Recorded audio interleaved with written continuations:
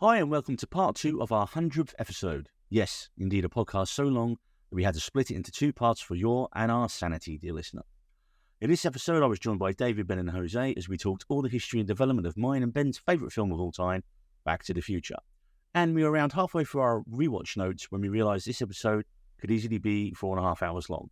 Well, hopefully, having 2 episode 100s existing in the same space-time continuum definitely won't cause any of us to fade out of existence. And now, back to the episode.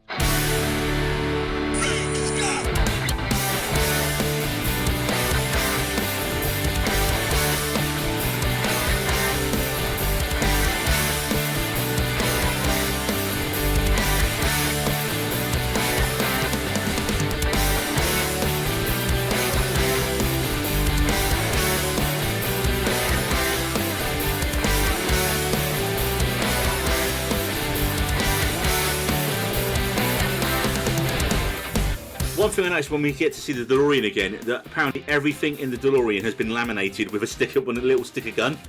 I love that. A little dynamo gun. It's like flux capacitor. And one thing that, again, it's a small point, and I've already been beaten on it by the notes by the looks of things, but could you actually hook up a 1980s video camera to a 1950s TV? The man's a scientist, he can do what he wants. I tried hooking up a 1980s camera. My granddad passed away. He gave me this massive camera. I tried hooking it up to my TV. Didn't work. Doesn't work. So I'm perfectly okay with the idea that a 1980s video camera won't. You needed a SCART cable, David. Didn't work. Oh, really? I went to places. They couldn't get it working either. Fuck those places. Should have gone to Doc Brown. He just sorted you right out. Should have borrowed Neil's time machine and gone back in time and get Doc Brown to do it for him. I know that an average person probably wouldn't do it, but I feel like with the right wiring and yeah, he invented a time machine. He can do it. There's also like a really excellent deleted scene that shows just before, like whilst Marty's trying to hook up the camera to the TV, where it shows Doc going through the suitcase that he has of his items that he owned from the future, to try and get like an idea of who he is, like from the future. And it includes underwear that's still made of cotton because he thought everything would be like organic and throwawayable at that point. A hairdryer because why the people run out of towels in the future, and he also has a Playboy magazine because Doc loves his porn. Oh, That's wild. That's I never knew bad. that one. that explains why it's cut probably. Yeah. Like, no, we can't make Doc an old pervert. We've already got George in the film. Well, the cut actually makes sense for a later deleted scene as well, where it's the full run of the Darth Vader scene, because Marty's got the hairdryer in his belt, I was wondering where he got that. and he uses that hairdryer as a deleted scene, so it like connects together these two deleted scenes. So removing them both, like. And of course, you got the radiation suit, and like when he goes, "What's that I'm wearing? A radiation?" Oh, why? Because all the atomic because the fallout from all the atomic wars. But he takes it like such a an obvious of course. Yeah, it's exactly what's it's a happened. performance. And we finally get the 1.21 gigawatts line, and then they're like, "What the hell is a gigawatt?" And he says it to his picture of Thomas Edison. Oh my god, a bolt of lightning! It's so the way that they just connect everything's so good. It's just so good. Erased from existence. Yeah, why were they whispering? And it wasn't just how he For talks. gravitas. Speaking of gravity, one of my favorite things that comes in heavy. sort of around now is is Marty's expression heavy, and Doc every time he says it, Doc looks at him, and then as it gets further through the movie, he's like heavy. There it is. There's that expression again, and then it all comes to a head where he's at the high school and he's like heavy. He's like, there it is. There's the word again. Why is everything heavy in the future? Is there something wrong with the Earth's gravitational pull? And it's just such a throwaway line that is built up and built up and built up to this point, and you're just like, just perfect. And then, of course, we get them cracking into school the next day, and George, he's trying to big up George to go and ask out Lorraine. And then when you see him just being absolutely terrible at everything, and just Doc's line when he looks and goes like, "Maybe you're adopted." Threw that line away, man. He's known Marty for less than a day, and he's already sized his dad up as being an enormous loser. But just the way George melts away into the background as well, when Lorraine's all over Marty, and he's like, "Hey, George," and he's just like. I just throughout the entire film, if you've been bullied your entire life, I think this new random kid was trying to fuck with me, telling me to go and ask the hot girl to the dance and stuff like that, wouldn't you? Well, but he doesn't really. He kind of ignores him a bit until we get to the Darth Vader scene, which is Oh yeah, because he says, "I'm gonna watch my Mystery Science Theater But I love Doc's scientific way of saying normal things. Like instead of saying, "Oh, it's a dance at the weekend," he's like, "Oh, it's a rhythmic ceremonial ritual." So good. I mean, that's what that they missed a joke there in Community. They should have had one of the dances that they have in Community be killed a rhythmic ceremonial ritual. Hey, could still be time for the film. Remember it for our sitcom, Neil. Remember it for remember ours. it. George echoing Marty when he says about his writing as well, because there's a little hint there about his writing. That was such a great callback. I didn't catch until this time. Like literally, this is the first time I caught that, and I'm like, oh, that's really sweet. Well, and what he's saying about his writing is what he's saying about his guitar playing, isn't it, as well? So it's exactly the same delivery. No McFly ever amounted to anything in the history of Hill Valley. I mean, that's rough. And then, sadly, from there we move to Biff getting a little bit rapey again. And some of these lines were dodgy as, like... I think the line is, you want it, and you know you want me to give it to you. Which is I think worse, probably. But like, it's just fucking... It's dark, man. It stands out like a sore thumb today, doesn't it? Oh, it does. Yeah. It's brutal. Of course, though, we get a bit of levity after that when we get the most famous one Thomas Wilson probably ever came up with, which is, why don't you make like a tree and get out of here? Love it. Love it. Again, it's the deadpan delivery of it. It's so But it like plays to Biff's character of just like, because he's like that kind of like idiot. He's an idiot who thinks he knows it all. Like he's got that kind of like that cocky bully, self-assured. Yeah, he's got the confidence, hasn't he? Yeah, no one's going to tell him he's wrong, even though everybody knows it's wrong because he's the bully and he'll beat you up. Just the scene before where they go over the details. If you notice that Marty's actually walking with a punching bag, there was a scene that would later come to fruition where they were teaching George how to box. And what was happening is he was teaching him how to box right-handed. And at the end of the movie, if you notice, he punches him with his left hand.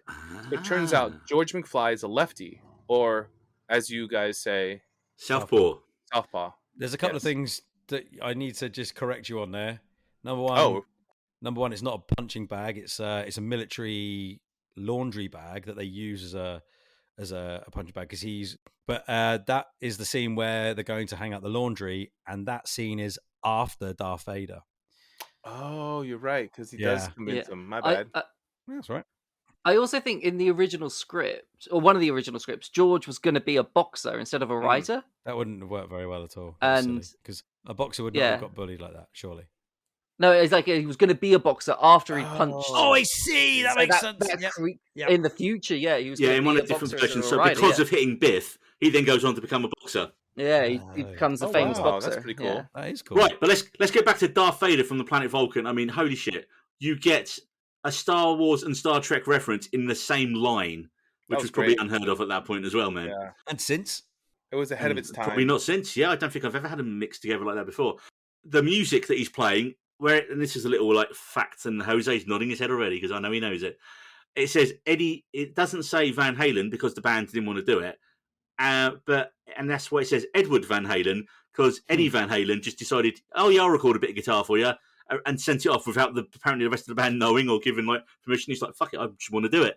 And so that little kind of squeals and wailing that he was doing, it sounds like the start of Eruption. Like it's got the drums and dun. I thought it was just someone could tell us this, or we could have researched it properly. I thought it was just the guitar. Yeah. There's another deleted scene at this point, which I was mentioned before with the hairdryer. Yeah, but I think this was a really funny scene, although it does kill it and it goes a bit too long, so I can see why they cut it. But it's how Marty leaves the scene afterwards. Ooh, okay, because like, imagine how that would happen. He's just done this. We don't see him get in. We don't see him leave, do we? He's just right. There. Yeah, we don't. Yeah. So what he does is he chloroforms. No, he chloroforms George in bed. Oh my god! And then George passes out and he's up against the wall, like passed out. And then Marty just awkwardly climbs out the window and leaves. Amazing. That is horrible. Oh, I wow. want to see that. It's really funny. It's a really funny deleted. Is this scene, available on the DVD? It is, yeah. It's on the bonus, bonus man, I gotta see this. edition. Yeah, it's one of the bonus. And of course, this then brings us to the next day when they're going to have another. Like he's like, "Hey George, how's it going?" He's like, "I need to ask out that girl because last night Darth Vader came down from the planet Vulcan and told me if I didn't ask Lorraine to the dance, he'd melt my brain." Yeah, perhaps don't tell people about the brain melt with the hairdryer. With the hairdryer. That's how he's But felt it. what I like is, it's Crispin Glover's physical performance here. Because when he walks, it's like you see him walk into the bar, and suddenly he's got a bit of swerve about him. Like he walks in, he goes, "Milk, chocolate," and then the scar just slides along to his hand. The quickest fucking serving ever in the history of serving. Like that chocolate milk must have been old as fuck. It must have been just waiting out specifically for him to catch it. And then of course he walks up and then says the classic, "You're my density." Well, so might I say, Jesus, it's a wonder I was ever born. That's what you get. If you look around that diner scene, right, there's people dancing. It's like a restaurant, but you see people they're got their burger and they're like dancing away. It's like in their seats. Yeah, that's what used to happen in like 50s diners. It was where kids used to hang out. They couldn't go to bars, so they would just go to diners. Like you could have a jukebox on every table, so you could either play like your own songs or you could listen to the main jukebox, which would just be like a wall of noise, wouldn't it? Probably. Yeah, but it depends where you stood. Like you had a booth if you had like a special girl, and like you could listen to like music in the back, and then all the cool kids would hang out at the front and listen to the same song and like eat burgers and hang out. And of course, Biff walks in again, and he's already told George that he doesn't want to see him in there again. Hey, McFly. And every time Marty faces Biff, he seems to get taller and taller. Yeah. Who gets taller? Looking over the shoulder. Biff gets taller. Yeah. Every single time, he just seems to like grow in like massively each time. And then we get Marty basically inventing skateboarding. Amazing. I had a theory that the kid that he stole that board from, when he pulls the thing off, is like Tony Hawk's or his dad or something. I thought it was fucking brilliant. They could definitely work that in Canada thing. Yeah. But and this is the way you say about the music, that we get the iconic theme, like full on celebratory action scene used there. Yeah. And again, watching that scene, the editing is so sharp on it. Every cut is just perfectly on the beat of where it needs to be. Yeah. And that is a hell. And actually, I pulled out, having just watched The Fall Guy recently, there is a really shit hot stunt here, which is nothing to do with the cars. It's when Marty's on the thing and he just plows into those two people. And they go down, and he goes down hard. There's like a somersault almost, isn't he? He's sort of like, it's almost full a on cartwheel flump rip. The stunt guy there, man, shit, man. That was like, They did and not like hold the back. two people who took that hit, man, like, I mean, there were no crash pads visible in that shot. They just like, yeah, we're just going to get you to like, stunt guy, stunt child, jump on here. They've probably got two kids together, put a big jacket on them, tied them together. You know how it works. Barrel into these two people. Yeah, it was fine. You're good. And back to school. And the skateboard and jump over the car stunt is still amazing. It's still amazing, man. It's a simple thing that it just makes sense to work, you know. Yeah, it makes so much better by the peak of the music as well. It's punctuated by like when he turns around, Marty's on the front of the car and he turns around and sees. I turned around there, and that's why my voice went quiet. He turns around and sees the manure truck, and he like runs across over the top of the car. And they were like, "Oh my god, what's he doing?" And he just goes da da da da da da, and you're like, "Oh my god, he's gonna do it!" Which goes into the shit, and then they plow into a big truck of shit. And so begins Biff's love affair with manure throughout the ages. And of course, George runs away again. Who's that guy? Calvin Klein. He's a dreamboat. I'm going to keep interrupting you now. And there you are. We get Doc breaking his own rules about the future by watching the rest of the tape. And it starts off with, "Run for it, Marty!" That's my I don't best know how, but they impersonation. found me. That's very good. They found me. I don't know how, but they found me. Libyans. Did he say the Libyans in it? No, it just says, Does it run for cut it, off Marty. before them? I don't know how, but they found me. I mean, that's probably the most ominous line delivery in the whole movie. What, run for it, Marty? No, it's like, I don't know how, but they found me. You know, it's just like so. David, you say that serious. line like a Victorian child. Like a Victorian child. What you did last time. He's referencing what you did last time, where it was weird and creepy. You basically sounded like Mia Goth, don't but know. male. I don't know how, but they found. I don't know what. Yeah. Andy, please excuse the crudity of this model, and then we have a small lab fire and a bit of safety first there, Doc. I do like Marty's reaction in this, just because like the car catches fire. It's just like, is that shit going to happen to me? Am I going to get like set on fire doing it? I actually didn't catch that part. It's Doc's complete like, ah! like Oh, yeah, how I love it. he's completely unprepared for it, even though it's his experiment. But I like how I want to say I've seen at least one or two movies and or shows where they use that as a reference, like because the crew of the model, I didn't have time to make it to scale, and I'm like, I know I've heard that in other scenes. He's done it. They do it in Back to the Future 3, didn't they? With the No, but in other other things, not like Back to the Future related, other media. Yeah. And, I'm sure and they I have. didn't realize it until now. I'm like, oh, this is probably where they're getting it from. Everything basically comes back to Back to the Future. Yeah. Yeah. And if you want to think about what we saw in the beginning, if you notice that Doc Brown's house caught on fire, this was probably like a couple of theories where this may have been a reason, or this could have avoided the reason that his house caught on fire. Because let's say his house caught on fire when he wasn't home, and that's why it burned down. But now he avoided that fire because that pile of rags and oil and paint that was flammable he already got to before he got dangerous. So who knows? Or another fact, it's a solid theory. Yeah. Or another way, they say, oh, it actually still caught on fire because his extinguisher's empty from dousing that first fire. Yeah, so it's so many layers. So then we move to the next day, and again, you just got Lorraine hitting on Marty really aggressively. And there's a reaction shot of Doc here, and that's the one where I was like, it's fucking Jake Johnson. Jake Johnson is a time traveler, and he's come back, and he's played the role of Christopher Lloyd. It's that exact scene. Just when he's like, because she's like literally right in on him really close, like I just did to my microphone, which I shouldn't have done. And he's kind of like pushed up against Doc, and Doc's just turned to the side really awkwardly, just like trying to not be a part of any of it going on. Although he positions himself in a way that Marty can't get away from Lorraine.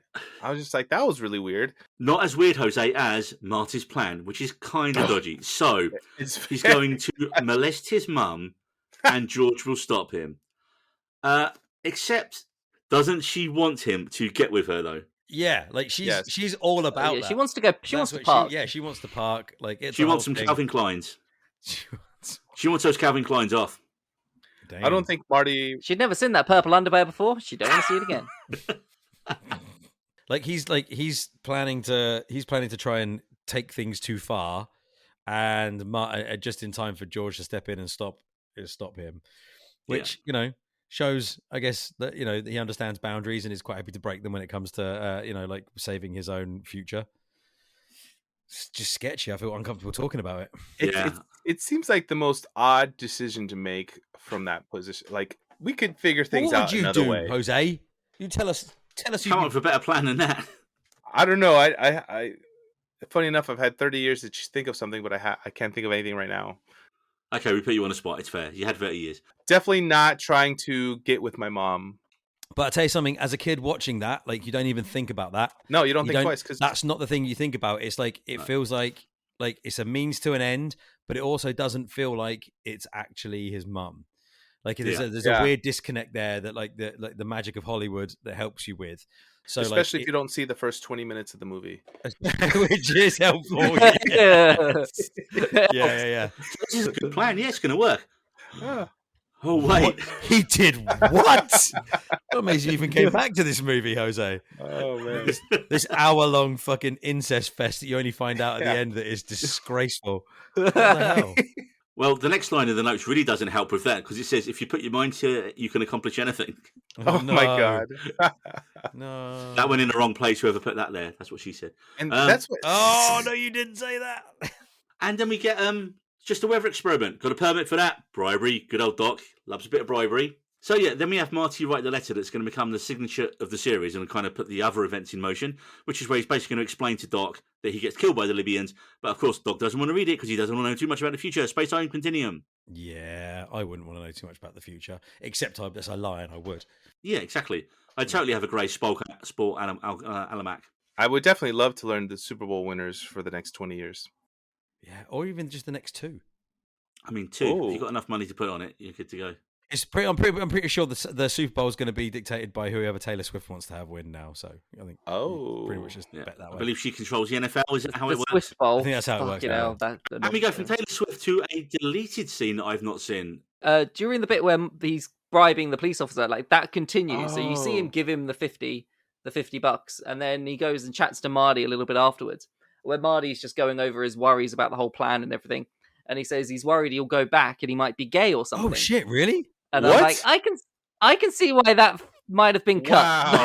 That scene, but it probably wasn't cut. And homophobia in the film. It probably wasn't cut for that reason, though. But he says, he's worried he might go back and be gay. Way. That's so weird. Because Doc makes a comment and he's like, "What'd be wrong with being so happy?" Everyone loves being happy because obviously it was in there for the joke. Not a word. Play on words. Yeah, it's in there for the joke. Yeah. Damn. But, Where does that come from? there you There's go. nothing hinted at all in it. Yeah, I mean that's probably why it got Yeah. Yeah, cut. there's like, oh, let's make the gay happy joke, and it was like, no, let's not.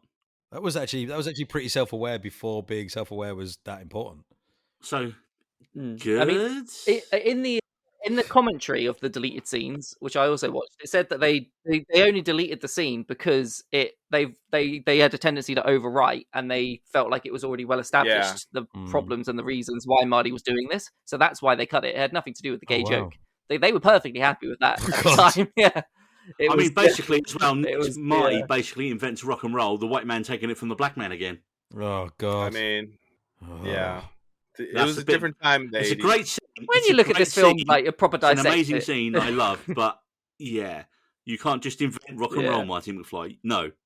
Well, I mean, like, okay, like, you could almost... Right. I must preface this by saying I'm not trying to explain anything away or take anything away from the people that like really truly invented rock and roll. But if Chuck Berry wrote that song and Marty learnt it because of Chuck Berry, the paradox is that Chuck Berry still invented rock and roll. Oh. Marty learns rock and roll, and then he Because goes of Chuck back. Berry. It becomes a circular paradox. So really, the history of black musicians creating rock and roll is still intact. It just has a different left turn. And even then, I'm sort of wincing as I say it because it's not quite where I want it to be for actual history. I think you did a spectacular job of getting that out there. To be fair, Ben. I think you nailed it, mate. Absolutely. But yeah, so like they've taken nothing away. Chuck Berry still invents rock and roll. It's just, you know, there's a stop talking, Ben. And Makes sense to me. And then we cut to again another brilliant physical bit by Crispin Glover. George just fully rocking out, dancing by himself, which Ben is doing for us now. Which, if you could only see, delightful. we are So recording delightful. this, so there potentially could be some video clips going Put it up on online. YouTube. Everyone should see that. Is this where he sees the 9 o'clock? Yes. At the, and he checks the time. He's actually technically... Yeah. So there is another deleted scene here. If people Yes, want to I hear did. about that. Okay, so he sees the deleted scene, and so he sees the clock, and then because he's such a nerd, he needs to go to a phone book. He needs to go into a phone box To change you to and Superman. call up the operator to check the time. He needs to confirm the time that it's 9 o'clock. So he phones up the operator, and that's where the guy that steals him away during the dance, Lorraine, comes over, and he traps him in the phone box. Oh, what? And so he becomes trapped in the phone box, which is why he's late. Or like a little bit behind, like why it's such a long time for him to just leave the building and help with so it sort of explains that. And it also the teacher that's a dick, I can't remember his name now. Strickland.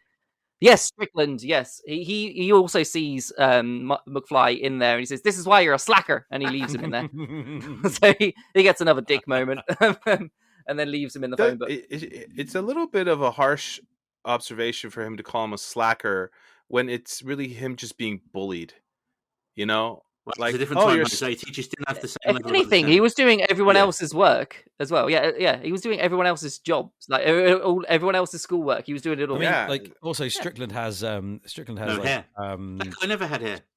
shut up. Strickland has Full Metal Jacket drill sergeant vibes. So like Yeah.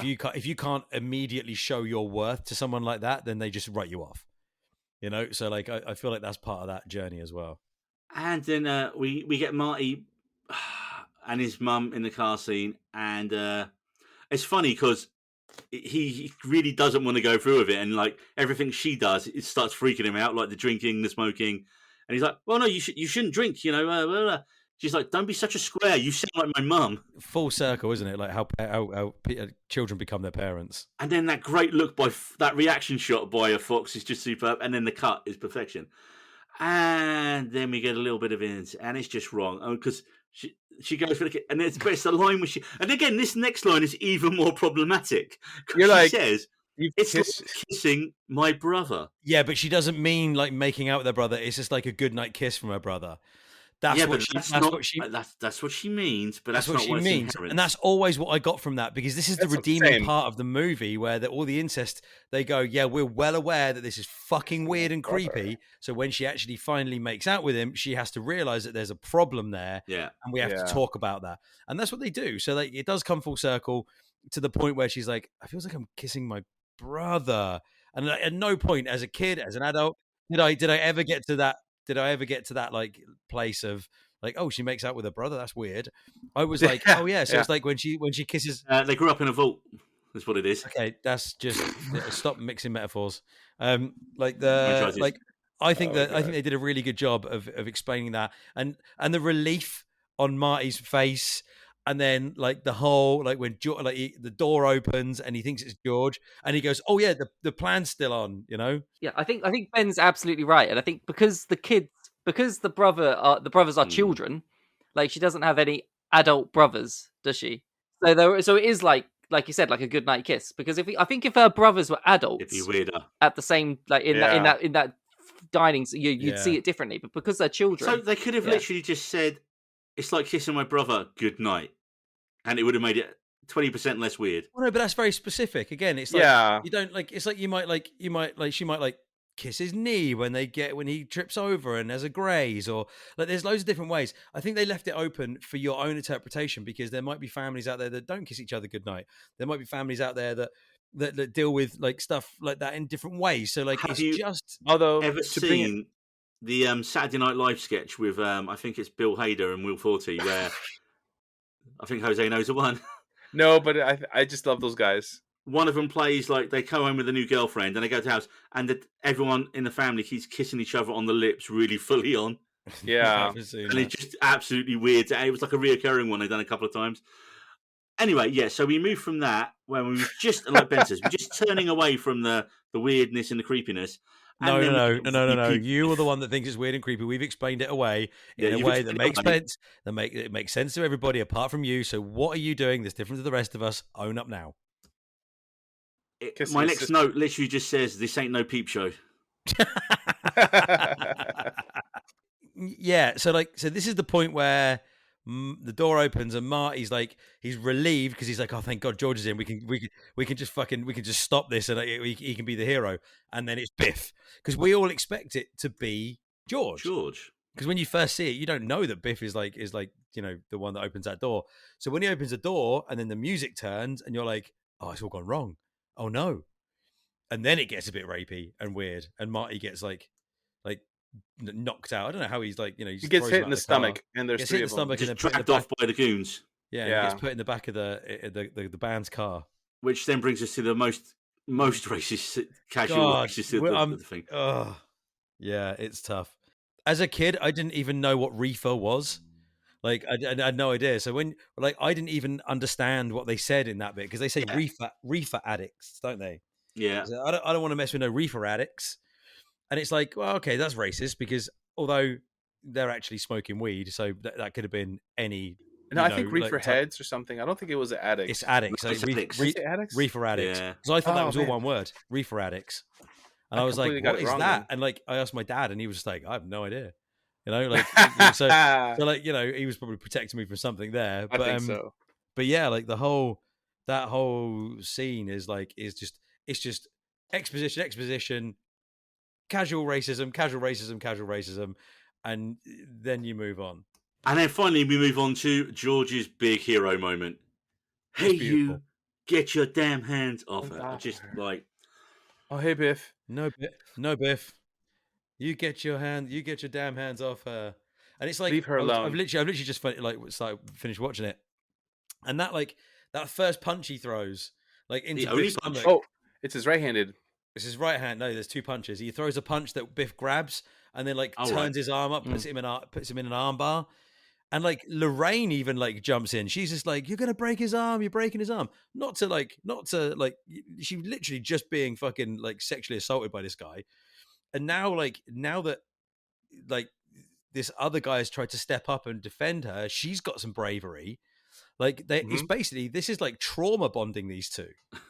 And you're seriously, it's quite heavy going. If you take a step back, maybe Eric Stoltz had something had something when he was talking about how like it was a traumatic movie because she was almost raped. Like he's about to get his arm broken by a guy, and he swings at an almighty left and knocks Biff out, which is to the fanfare of da, da, da, da, da, da, da, because what else do you want? Like in my greatest moments in my life, I want that to play. I just haven't had it yet. But that moment, as any kid that's ever been bullied, to watch that moment on TV as a super nerd becomes a fucking hero, and it's not even Marty McFly. It's like it's the nerd. It's his dad, the guy that's done fuck all that he's looked almost down on in this movie. And Marty goes, yes.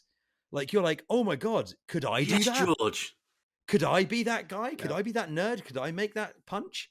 Like it changed. It's not too much to say that part of that movie changed my life forever. Who did you punch, Ben? I didn't punch anybody, but it just gave me a bit more confidence to maybe swing for the fences and be a little bit more of a brave guy. Like, cause I was super like nerd when I was a kid. So I got picked on a lot. I remember when we was at school, I think it was before you joined our school. So I must have been like the 3rd or 4th year. And there was a guy who we know, and he was getting picked on in the playground. And it's that whole George McFly moment where like the guy who's getting picked on by like one of the older kids just turns around and wallops him in the face. Wow. Except the other older kids thought it was going a bit too far and went to step in. And the even more bigger kid from the upper sixth who came in to help the other kid in RU was getting picked on ends up getting punched in the face. Oh my God. And then everyone just like looks around. And then the other guy who'd come in to like break it up and help him out a bit, then literally had to punch him in the face because he was in front of all his friends. It sounds like a Monty Python sketch. We were just watching it. We were just watching it going, but he came to help and then you punched him in the face. And then just, the names have been left out to protect the innocent and guilty. I like how you were watching in that scenario, Neil, and not helping or I will tell Ben who it is afterwards, and he will be like, "Yeah, I would have quite enjoyed seeing that." I'd have watched it. I know exactly who it is. No, you said that. You would have definitely been that guy. You would have definitely been that guy that took out your phone and started recording. Yeah, we know. So then we get to Earth Angel, and Marty is still disappearing. But why? Why after flooring Biff? Right, this is what this thing like kind of stood out to me this time round. I was like, first of all, Lorraine, she got over Marty really quickly. Like George, because she kissed him and said it was like icky. So that's an instant turn off right there. That makes perfect sense. And then George turned up and was like, "Bosh." And like you said, the trauma bonding that Ben said, yeah. Cue the triumphant music. Earth Angel, Marty's still disappearing. But I was like, why after flooring Biff, which is like your hero moment, does you then turn to typical George and turn away when the little ginger twat tries to muscle in? It's great. That's a reaffirming moment. So it's perfect. It's like the ginger guy steps in. He's like, "Yeah, all right, George," like cutting in, and she's like struggling and trying to get away from him, and he's like, "Oh, I don't know. Like, was that a fluke? Was that one time thing? Am I that guy?" You know, like I think it's great, and obviously he just walks up and just grabs him by the face and shoves him into the floor. Yeah, because it's the kiss that's the important part. Yeah, which we haven't got to yet. If they don't meet, they don't go to the dance. If they don't go to the dance, they don't kiss. And if they don't kiss, they don't fall in love. So like history, Doc. So they have to kiss, and like I wonder if they were like at one point looking at it going, look, there's not enough drama in this kiss. There's not enough like happening here for us to truly believe this kiss matters, because Marty playing the song and them just kissing is just everyone wins. There's got to be a bit more like danger in there.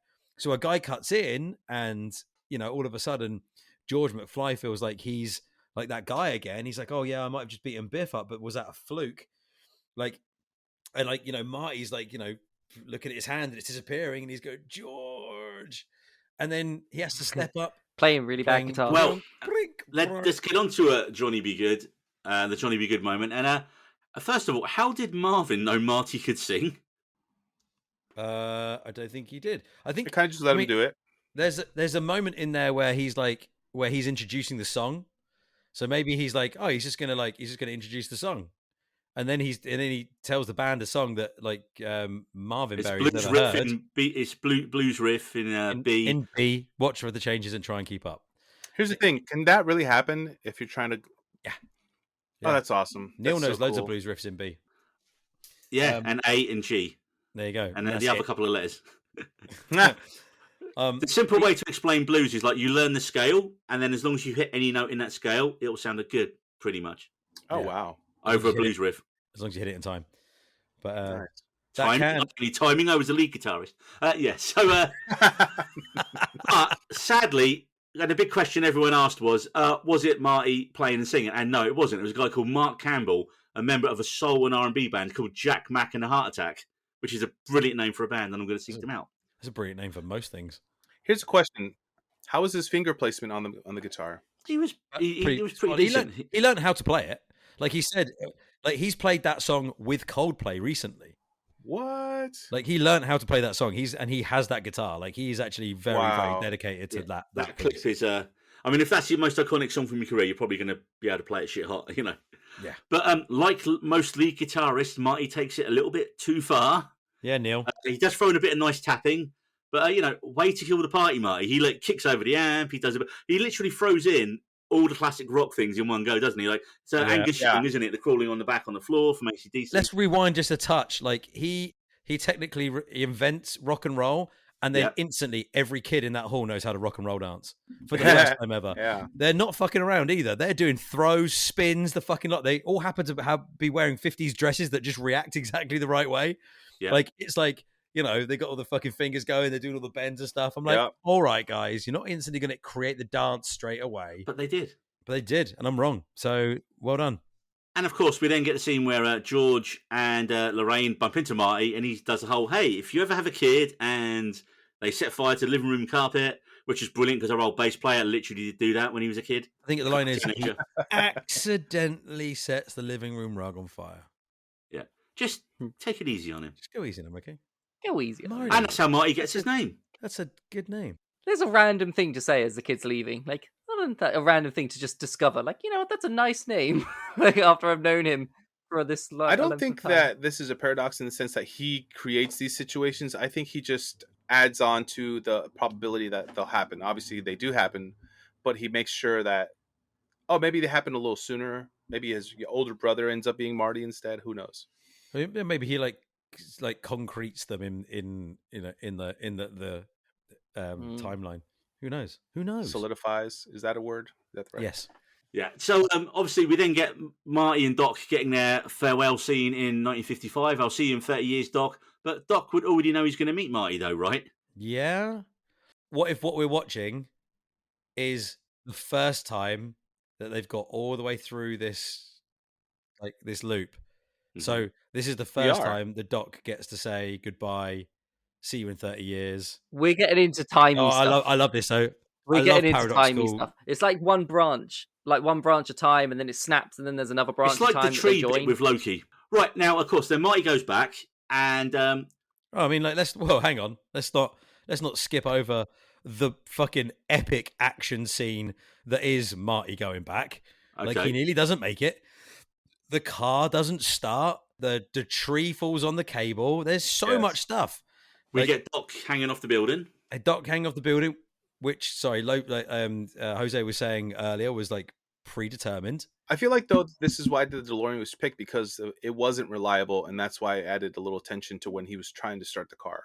Yeah, and there's that bit where like anger never gets you anywhere, and he headbutts the steering wheel out of sheer frustration, and the car starts. Yes, it's like fucking brilliant. That's great. I love that bit. So do we learn headbutt your car if it's not working properly? And then don't worry about getting insurance or like paying for AAA or the AA or whoever you are. Just headbutt your car. But also there's that bad timing. Like if he'd have started the car and left when Doc said, he would have missed the lightning bolt. Yeah. So like there's another little like trick of time there where like the filmmakers to me are almost saying like, well, you can have everything fucking planned to the nth degree, but like sometimes shit just happens for a reason. Or he probably sped up faster knowing he was behind. Well, maybe, but that car could only go so fast. I mean, he's got to hit it at 88 miles an hour. So like, yeah. And also Like, have you tried to drive a car at 88 miles an hour? Everyone should say no because it's illegal. But if What are you you try and drive talking a about? car at 28 miles an hour and keep it at 28 miles an hour, it's difficult. So, like, Mm. he was a pretty good driver. You know, Well, was it ever established that if he went over 88, it'd still be okay, or does it have to be 88 at the exact point? I think just once you hit Just once you 88, hit that's 88. that is it. I It's once assumed you it was hit just 88, 88 miles an hour. 89 was too much. No, I thought like 86 It's once is you right hit 88 out. miles an hour, that's it. Yeah. Yeah. I thought once you get to 88, it doesn't matter. You just have to get to 88, Yeah. and then boom, lightning bolts, ice, and you're off into the future or the past. Because going over it would only matter without plutonium. So it would only be this lightning bolt scenario, right? Because otherwise you'd have plutonium in the back. And the second you hit 88, you're done. You're in. Oh, Interesting. yeah. But then in that theory, then you would never pass 88 miles an Yes. hour. So let's say, and by the way, this is one thing that they could have done to save all that fucking around, is had the cable go into the plutonium chamber, lifted the back of the car off the ground so that the wheels just span at 88 miles an hour. But that's not Let dramatic. it go, Ben. Let it That's go. not dramatic. I'm gonna keep. I normally I have like answers for stuff like that, but I literally just thought of that one just then, so I fucked myself there. I mean, it makes sense if we go off of the But of drag course, wheels. Marty's plan is that he's just going to go back earlier, but he goes back 10 minutes earlier, which Yes. seems stupid. Like, Honestly, it's insane. This is like we already know, like from the earlier in the film, that he's 2 Yeah. miles away. Right? He has a 2-mile walk from where he hit the car, so where his parents live, that development, to where Hill Valley is, and he's already driven to that point. Right? So we can assume that it's further than 2 miles. He runs 2 miles in 10 No, minutes. hang on, That's that's long not right. That's not right. He's late. No, because No? when at the start of the film, yeah, he's back at Hill Valley at the clock tower. That's a different place. You don't know how Yeah. far the clock tower is to Twin Pines Mall or Lone Pine Mall. His journey time is different because he's in a different place. Oh, is David? What you're saying is he's doing that journey in reverse. So when Yeah, so he's got to go from the Hill Yeah. Valley, to the Twin and he Pines Mall walks again, when he's at hasn't the he? start of the movie, And he's got to run it because the I'm car with you. breaks So down. at the start of the movie, he's got to walk from wherever Twin Pines Mall is, or down the road wherever they ditches the car Yeah. to get So, to the yeah, clock yeah. tower. And now at the back, okay, so yeah, that makes sense. Sorry, I was. Yeah. So it was 2 miles because the sign says 2 I miles. know, I get to you. Hill I just Valley from thought where they he hit were the car. the start and finish locations were different places, but they're not. Obviously, he's doing the same. No, journey yeah, in no, reverse. yeah. So you're right. 10 minutes, man. yeah, he's got to walk or run 2 miles in 10 minutes. Is that even possible? Yeah, If you're like a professional Is it? athlete, you could do. I mean, it's fast. yeah. If I'm about to say It's 4 minute really miles. fast. Isn't that like 5k? 2 miles, just under No, 5k. 5K right? is 3.1 miles. Yeah, Is it? I used to run Okay. It's those. like Jose's the only person who runs. Yeah. Good man. So 2 miles it would be fast to get there, but like remember he was late. He got there after the Libyans, and his goal was to get there when he got there, which is really weird. Yeah, he fucked up. Yeah, his Honestly, plan I was would have so bad, aimed to get there right after the phone call that woke him up in the beginning of the movie. No, he's learned in the movie since that initial time travel incident that he can't run into himself, and that he can't make. So he's trying to get there right at the moment where he disappears. So, or right at the moment where Doc gets shot, so that he doesn't run into himself. Right? I thought that was. But pretty how would he learning. avoid Ah, himself okay. if he's trying I've to done stop? with the power of Google. Sorry, guys, with the power of Google, a good 2 mile run is 15 minutes. The fastest 2 mile time is 8 minutes and 16 Right. seconds. Martin So McFly's he's got like a minute and change. 17 years old. Does he So- take his skateboard? No, he doesn't. He just runs, doesn't he? I mean, He runs, yeah. you used to run pretty fast when you were young, right? All right, I'm gonna say that when he first does his time travel incident and he lands in the barn, he actually drives away from that barn. So where he ditches the car, I'm gonna say is nearer. Is nearer. okay. So maybe it's Okay, a mile and a half or a mile. I like where your head's at. I That's like what where your I'm head's gonna at. Ben, say. yeah. He ditches the car behind the billboard, which is just outside where he lives. Which is where his Yeah. home is. So let's yeah, say that yeah. his home is maybe a mile between the mall and the clock tower. So it cuts it down a little bit. So he's only got to So- do a mile. Yeah, It's still okay. a lot. That's still a hell of a lot. Anyway, No, not anyway. We deserve a pat on the back for figuring that out. Fucking give us. Well done, people. Well- but no, I was going to say, and of course, the one thing is now the Twin Pines Mall, because of Marty in 55, is now the Lone Pine Mall. Yes, because he ran over a pine. One of many small changes. This was like this detail was one of the first details that blew my little mind when I noticed I it. love it. There's so many. Every one of them, man. It's like, and luckily for us, Doc read the letter. When I look back at the movie, in my memory, I always saw him like rip it up and throw it. But when you watch the movie, he just rips it up and he keeps it in his hand because Holds the it. plant, And he the holds branch. it and he says why, and he's like showing it. He's like rips it up Yeah. and he's like, and then that's when the branch falls. And because I was like, how the hell does he get it with the wind and everything blowing? He never let it go, and he put it back in his pocket. And I thought that was awesome. and then he laminated it. Of course. No, Everything was that's laminated in that DeLorean. Oh, I thought he used tape to put it together. No, you're thinking of the other letter in Back to the Future 2 when he does the same thing again. Oh, In the okay. 1855 one. And then, of course, we get Marty back in his sleep, and it's just, oh, what a nightmare.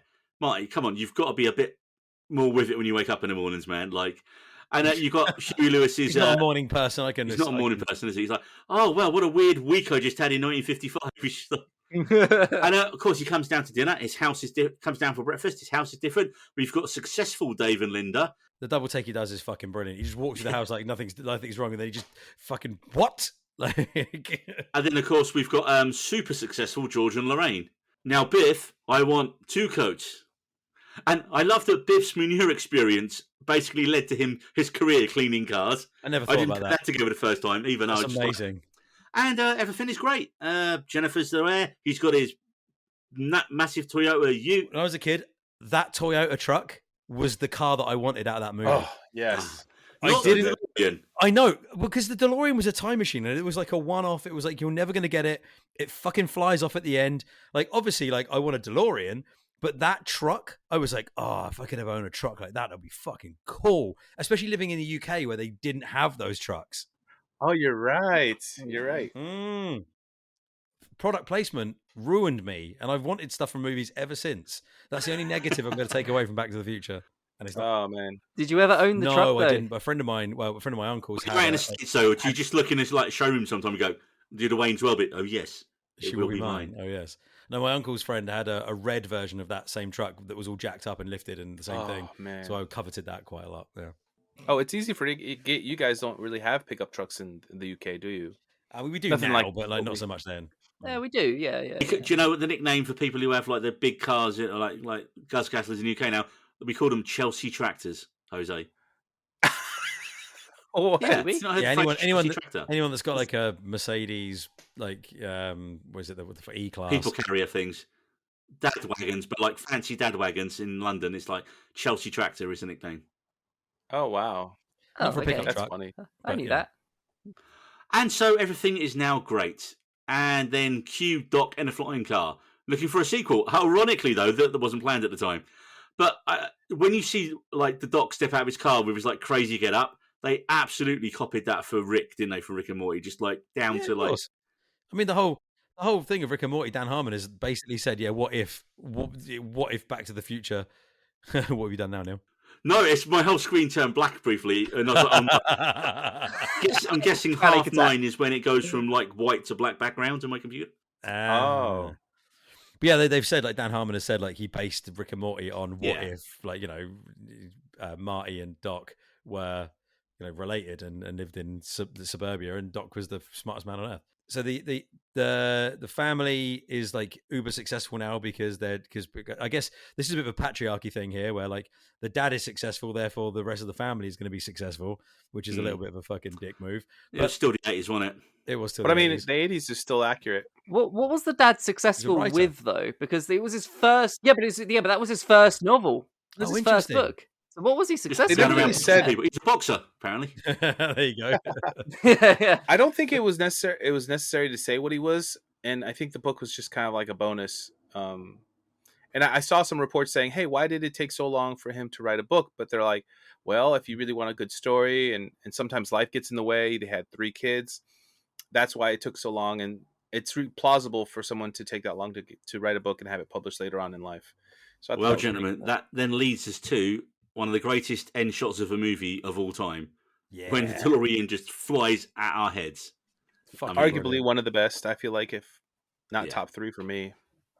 And the greatest line of the film, the line that is the name of our podcast, kind of, but not exactly. And no one actually gets the name of our podcast, but that's okay. If they don't Where get we're the name of the going. podcast, they don't get to be our friends. Hey, We Doc, don't you got to need back up. There's not roads. enough road to get up to 88. And then he just fucking turns with those cool, like, Bret Hart sunglasses and goes, Oh, the Bret Hart glasses. Yes, man. road, where we're going, we don't need. Flip the sunglasses down. Roads. Da, da, da, da, da, da, da. It drives down the road. It turns around. And it flies across your face.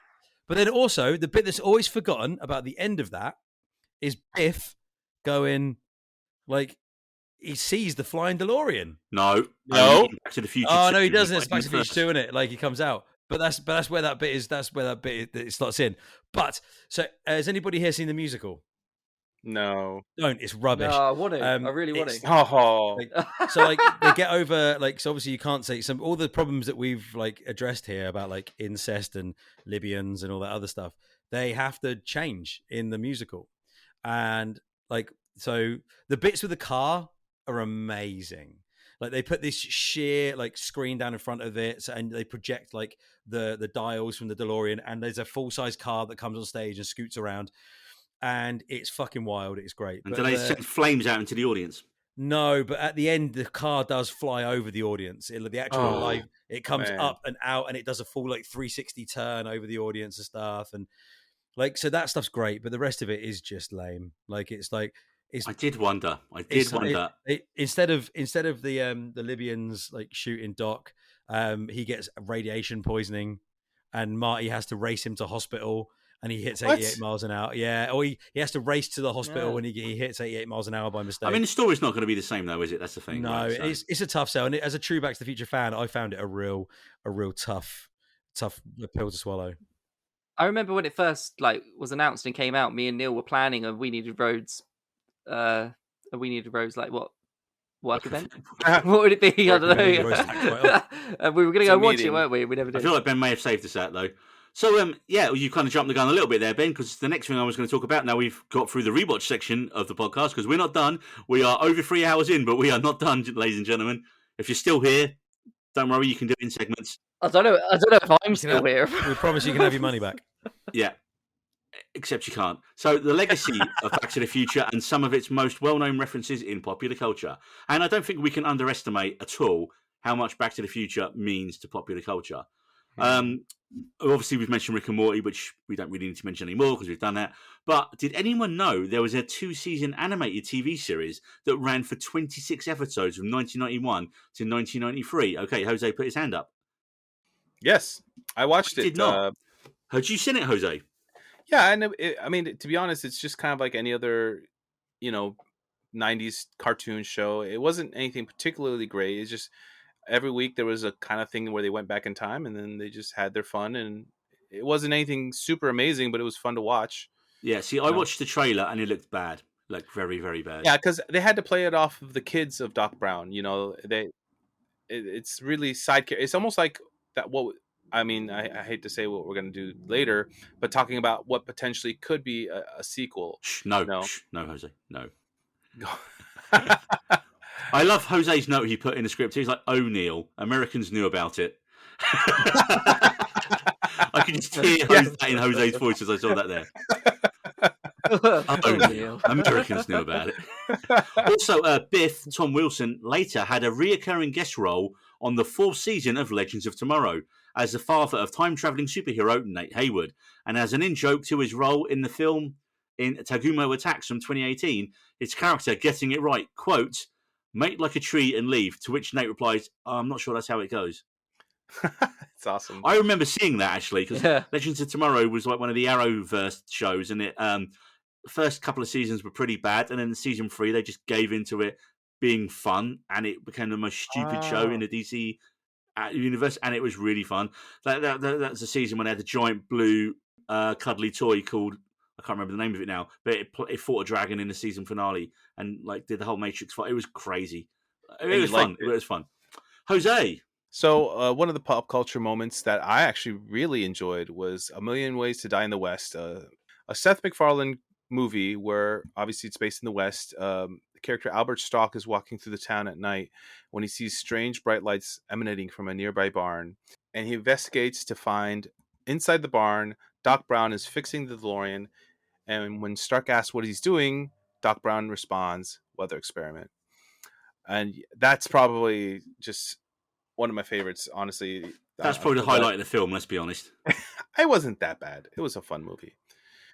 It definitely, it's like one of those few opportunities for a Western to really be funny and involve that moment is so great. Although Neil says there's some errors involved, which I'll let him speak about. I didn't say this, Jose. I just pulled this off the internet. So before you take umbrage with me, apparently this scene contains 2 errors. Bearing in mind it's A Million Ways to Die in the West, so I'm not really fussed about continuity in it so much. But yeah, Marty brings the DeLorean back to 1885, not 1882, as seen at the start of the film. And also, the DeLorean shown in the film is powered by plutonium chamber instead of Mr. Fusion. Probably just couldn't get the rights. And then Jose did put in capitals, "Sir, you do not get to lecture about the accuracy of dates with just a 3-year error, especially with the rant you had about the Goonies fun fact." And okay, Jose, we're going to do that now. That Goonies fun fact video you sent me was not a fun fact. It was just a clickbait piece of shit. Explain yourself, Jose. Which is now your screen name on our podcast. So, as many people know that on Facebook they get clips of different things, and depending on what you watch, I watch a lot of movie stuff, so I get fun facts of video clips. It's not fun or a fact, Jose. And so this really was just saying, hey, fun fact, it looks like The Goonies was based on the same day in 1985 as the day that Marty McFly went back in time, or in 1985. So, obviously in Back to the Future, they give you the newspaper, what day it is.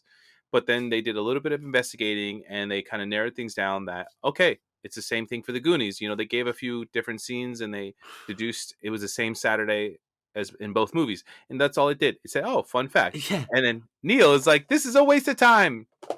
But we're not, because it literally had a thing on the video like, amazing fact. I can't believe that, all that clickbait bollocks you see out there online. And I was like, there is nothing amazing about this fact. It's just someone who had the idea, both films that take place on a fictional date take place on the same fictional date. Despite in the Goonies, the day the film takes place on has fuck all to do with the day that, like, the film. Because it doesn't. It takes place over multiple days as well. The date isn't fictional. The date happened. Like, the date exists. Calendars are real, Neil. It's not conspiracy. Dates don't exist. Hours are not a thing. This is great. I'm going to pile on. I think Jose's right. I love everything about this. I think the Goonies and Back to the Future are tied. I think somehow the this was my point, right? That if they were, like, I don't know, like the kids walk past Twin Pines Mall, great, it's a reference, or like some tiny background reference that actually tied them. There is literally nothing that ties the 2 films together. But there's these thumbnails of Back to the Future, Goonies, Saint, and like it's just made to get you to click on it. And I'm like, fuck you guys. It's absolute dog shit. It made me angry. Jose was like, wow, you got really angry about that. It's making you angry now, which is amazing. Oh, so much fun. Hey, remember? Do you guys remember watching Basketball, where they do the Psych Out? No, where they do the after the grueling post-season, we're into mid-season, and the guys in the commentary box are like hanging their laundry up. They've been in there for weeks and stuff. That's where we are with this podcast right now. Yeah. We're getting close. David. To continue the theme of films and TV shows or whatever that have been influenced by Back to the Future. Basically just a new version of Back to the Future in this case. Well, essentially with this one, the Adam Project, 2022 film, it was very similar to Back to the Future in its whole like time travel storyline. And the most obvious reference is the Pine Ranch Motel, which is like from Twin and Lone Pines Mall, Pine. They both use the word pine. That's the that's the reference there that they was not in either of them. And Ben, I know you're going to want to talk about this one. All right, here we go. So it's a pretty obvious one. It's Avengers Endgame, which is one of the greatest movies of the last decade. It's like they basically Tony takes an entire shit all over Back to the Future. To die. Spoilers for Endgame. So does Kevin Feige and the rest of the team there. So this actually, I was enjoying this movie so much until they said this, and Scott Lang in his Ant-Man. He's not in his Ant-Man character, but like Okay. Ant-Man. Let me start again. Paul Rudd. Paul Rudd, thank you. So, Paul Rudd as Scott Lang decries it as an explanation as to his time heist. If we strictly follow the rules of time travel, I mean, no talking to our past selves, no betting on sporting events. Tony cuts in with, I'm going to stop you right there, Scott. Are you seriously telling me your entire plan to save the universe is based on Back to the Future? When Scott replies with a kind of sheepish, no, Tony says, good. You got me worried there because that would be horseshit. That's not how quantum physics works. And like, I'm just like, whoa. There's no, like, honestly, we're on the same team here. There's no need to start like, No need for that, Tony Stark. Like Back to the Future bashing. I'm like, chill out. Later on, Scott just like he's so upset about it. He's like, so basically, Back to the Future is a bunch of bullshit. Like, I was like, yeah, why would you say that? I'm right there with you, Ant-Man. I feel down on it. I'm gutted. And I mean, there's other little like nods in that movie as well. I mean, you could say that when Hawkeye arrives in the barn on his family's property, it's like when Marty goes back to 55 in the original movie. The whole time heist like story is basically Back to the Future 2, where the characters from Avengers Endgame have to interact with other movies in, the franchise. So it's basically the same thing, the same sort of idea. Well, still not trying to run into the previous versions of themselves as well. Yeah, whilst trying to stay clear of their previous versions, etc., which Captain America doesn't do very well because that is America's butt. But the thing that really ties everything together, that I didn't, easy tiger, is that I didn't realize was that Alan Silvestri does the score for both movies. So there's a similar feel and tension and stuff in the way that I need they to listen to that more again now. Yeah, you should. It was a pleasant surprise, honestly. I mean, there's a couple of soundtracks that make constant listening on my playlists, and that is the Jurassic Park soundtrack, like the score, and the Back to the Future score. They're the two that I will constantly listen to all the time. Dude, I have flown over I've landed in front of the Jurassic Park waterfalls in Hawaii, and they were playing that theme as we came over the top of the waterfall and landed down there. That's everything. That is everything right there. That was the highlight of the contract, to be fair. So from Hawaii to one of the most obvious references a couple of years later, in '88, Bill and Ted. Of course, Bill and Ted have a time machine with a phone booth. They play guitars. They make music and guitars cool. Wild Stallions forever. And when the phone booth, twice a time booth, I'm calling it a time booth. Yeah. When it goes through, it sinks into the ground and it leaves the ring of fire, just like the DeLorean. And in the original script of the movie, the time machine in Bill and Ted was actually going to be a 1969 Chevrolet van. But since it resembled the idea of the DeLorean being a time machine so much, they scrapped the idea because they didn't want to get, obviously, accused of plagiarism. They lent themselves back to almost the refrigerator idea. Yeah. And went to a phone box. They sort or of just devolved. ripped off Doctor Who. Just ripped off Doctor Who. Oh, Doctor Who. We stole your British ideas. Yeah, but not really. We didn't really handle them very well. We had a budget of £3 for the first 6 Doctor Who seasons. So which was lasted about 30 years. You guys just did it better, so well done. Shuri's design for the sound absorbent shoes called sneakers. In what film? In Black Panther. When Shuri shows the sneakers to her older brother T'Challa, she states that to create the shoes, she was inspired by the Nike Mag shoes from Back to the Future Part 2. Like the Nike Mag, the sneaker also has power laces. So what we're saying is Back to the Future is canon in the MCU. Hell yeah, that's awesome. Going to shit on it in Avengers, but in Shuri giving it a bit of love in Black Panther. I'm not going to try to step on anyone's other facts, but I think just in general now, whenever a movie references pop culture and time travel at all is mentioned, Back to the Future is a staple. Kind of like Groundhog Day. It set the standard. Because it had the best written explanation of it all. Well, the next one I was going to mention, I was going to give to Ben, but then I thought he would just enrage him, so I thought I'm going to give it to David to read out. Yeah, The Flash. So the MCU's use of Back to the Future, the DCU were like, that worked quite nicely in that film. I'm going to do the exact same thing. In The Flash 2023. The exact same thing. Wash your fucking mouth out with soap, young man. Kind of a little talking about it, at least. When Barry travels to the past, his alternate self expresses excitement when his other self says he needs to get back to the future, to which he mentions how much he loves that film and he loves Eric Stoltz as Marty McFly. And then later on, the two Barrys are arguing after alternate Barry's roommate shows off his Eric Stoltz Marty McFly thigh tattoo. And original Barry argues, telling everyone that Marty McFly is very famous for playing Michael J. but is very famously played by Michael J. Fox. This is when original Barry realizes that he has created an alternate universe instead of time traveling. So they're using Back to the Future, again, similar to the MCU, in explaining how the time travels worked or how the alternate universe Ladies and gentlemen, worked. if you could see the look of pure disgust on Ben's face right now, which you might be able to because it might go out online. God damn it. But it also shows that Eric Stoltz might have been a good Marty McFly. Who knows? Just stop. If it had come out. Just stop putting salt in the wound. All right, we've had to mention that movie that didn't happen more than once on this podcast. What would help with a horrible wound, Ben, is the next film you're going to talk about. Hot Tub Time Machine. Oh, absolutely. I mean, great this. stuff. This does go to prove that every single good time travel movie has a reference to Back to the Future and recognizes that Back to the Future had a point, whether it's like makes sense in physics or not. I don't really give a fuck. Like, Back to the Future set the reference for time travel movies. It set the bar, and it is yet to be exceeded. Fuck Looper. Oh wow. Hot Tub Time Machine. Anyway, it does have many plot similarities to Back to the Future, but the biggest connection is the appearance of Crispin Glover, whose character changes because of what happens in the past to his modern day persona. He's a one-armed guy in the present. That's it. And when they go back to the past, it's just like, how's he going to lose his arm? When's he going to lose his arm? Yeah.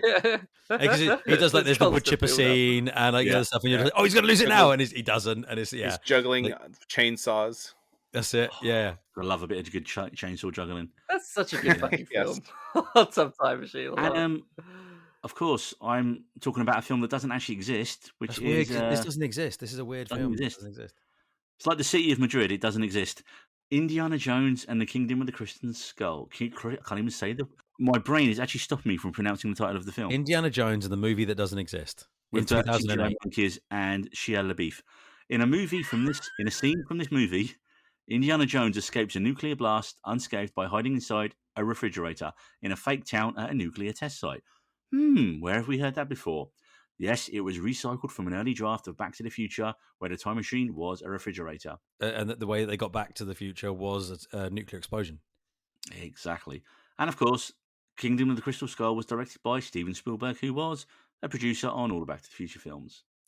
However, and I'm not going to read all this out because it's just way too late and way too fucking much, but probably the film with the most Back to the Future references of all time is Ready Player One. I mean, apart from Back to the Future 2 and 3, I'd agree.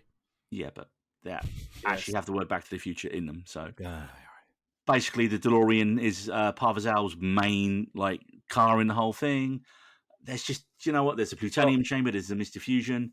That whole movie is just like pop culture references out in the background. Bizarrely, I still don't believe how they got away with doing the scene from The Shining in a film that was a 12A and make it scarier than The Shining.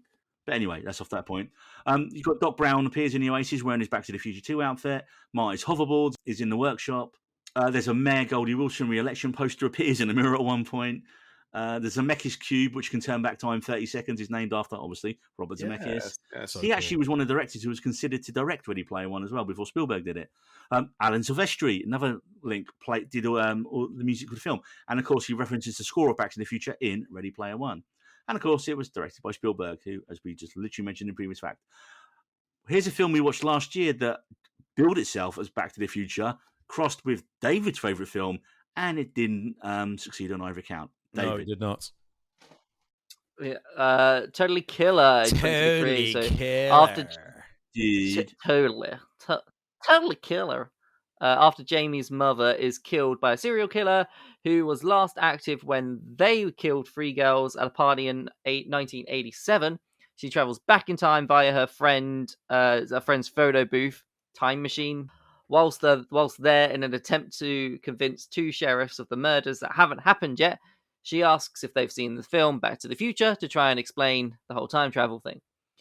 When Jamie meets her friend's mother, who originally created the blueprints for the time machine, she'd asked if she'd seen the scene Back to the Future. Basically, everyone really needs to watch Back to the Future in this. That seems to be their only joke they kind of reference, they come up with. Until the end, though. And then Jamie accidentally disrupts the timing of her parents dating. she asks one of the characters, Lauren, if she'll disappear, to which Lauren says Back to the Future got that wrong. But I love the twist where she now has a brother called Jamie, and her name is called Colette. Was her brother older or younger? Older brother. So I love that. I thought the film was pants.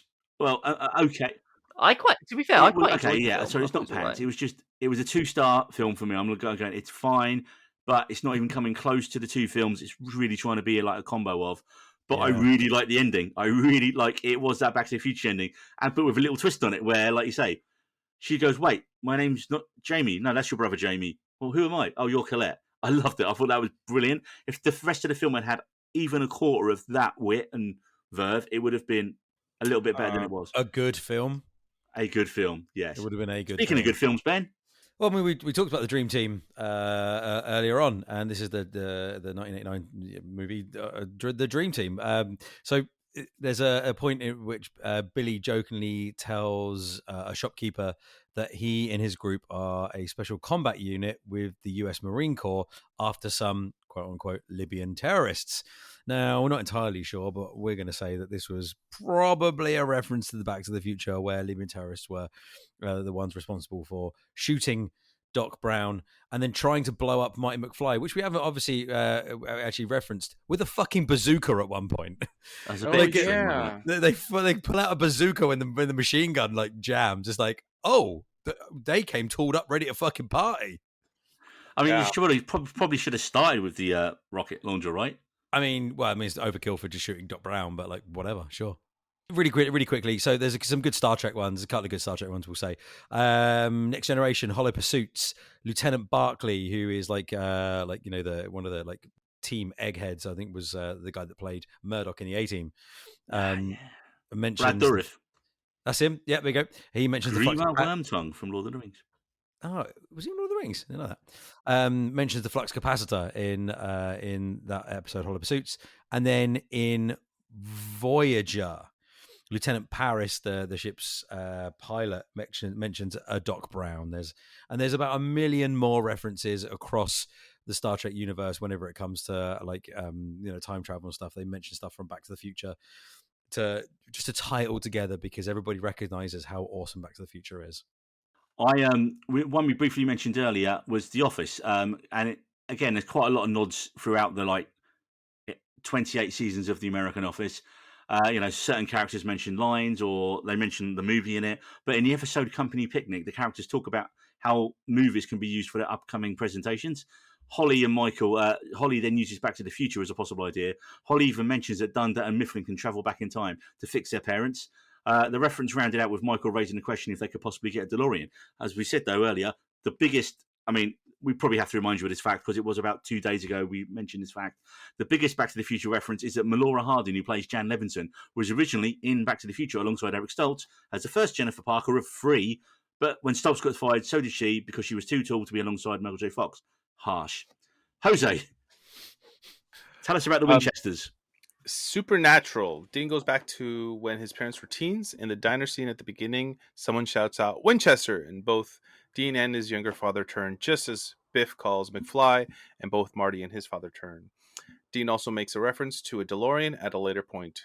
In a different episode, in Dean's notes, he mentions, "Where I'm going, we don't need roads." It was hell. He usually goes to hell a lot in that show.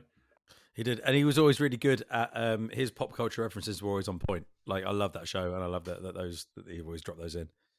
Yes, in Toy Story, so like the original Toy Story from 1995, Rex, the dinosaur, quotes George McFly a few times. He goes, "I just don't think I could take that kind of rejection."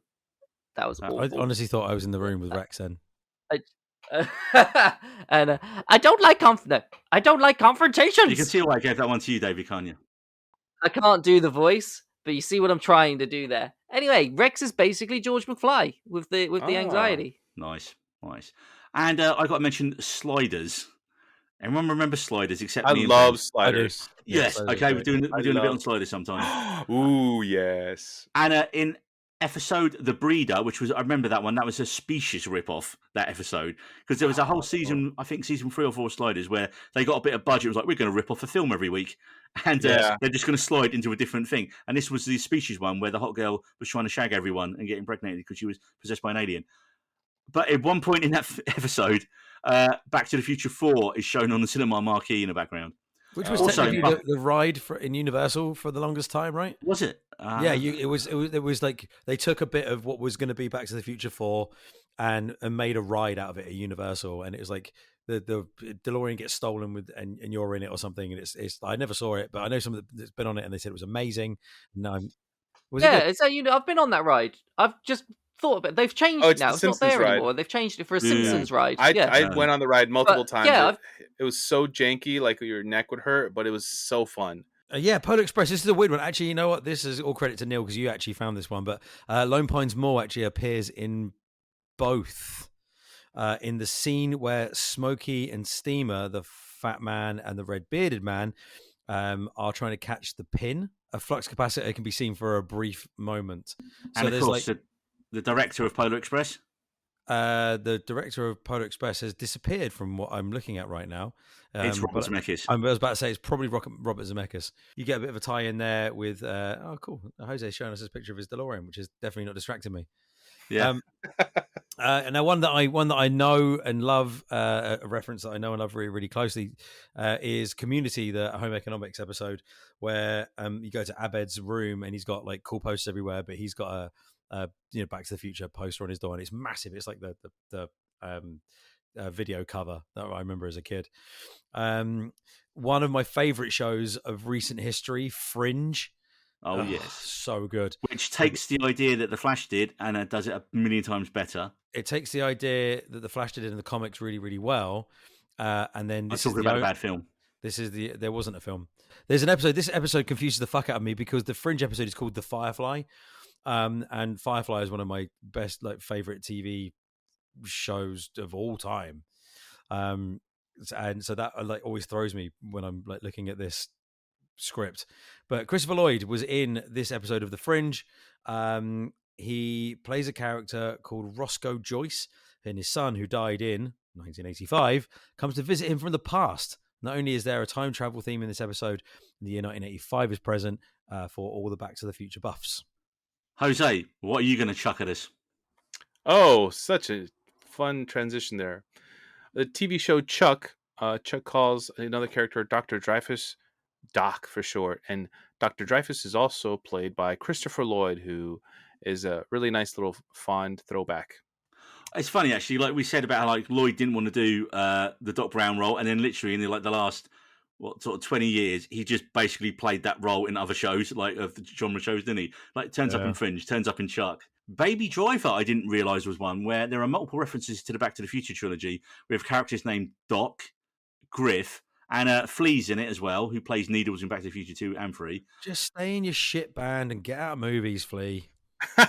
And the character Doc in the film also mentions a past job called The Spirit of 85, which is a year I didn't even know there was any Back to the Future references when I watched Baby Driver the first time. We got Mr. Robot, where a scene is discussed, and also it has a song Back in Time in it, which is the first time I think a song from that film's been used in something else. So in my opinion, the better song out of the two Huey Lewis songs. Really? I think Back in Time is a better song than Power of Love. Ooh, There, I said it. Okay. There, I said it. You can throw me off the podcast. I don't care. And Ben's gone. Agents of S.H.I.E.L.D. It's all right. It's not like you're going to cut my microphone. All right. Or you do it yourself, yeah. So the last ever episode of Agents of S.H.I.E.L.D., the team returns. There's a whole bunch of time travel malarkey going on that show. And the team get to their own time a few minutes before they leave the previous scene, if I remember rightly. But the final shot is the flying car heading towards the camera. So they literally steal the last shot of Back to the Future for the final ever episode of Agents of S.H.I.E.L.D. Oh, yeah, that red Corvette. I remember that. Yeah, there you go. And in an episode of Ted Lasso, Coach Beard quotes Doc Brown, Ronald Reagan, the actor.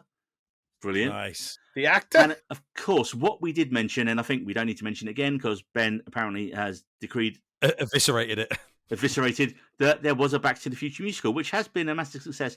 And I was considering to go to, but I'm not really a musicals guy. and I'm a big Back to the Future fan than I am a musicals guy.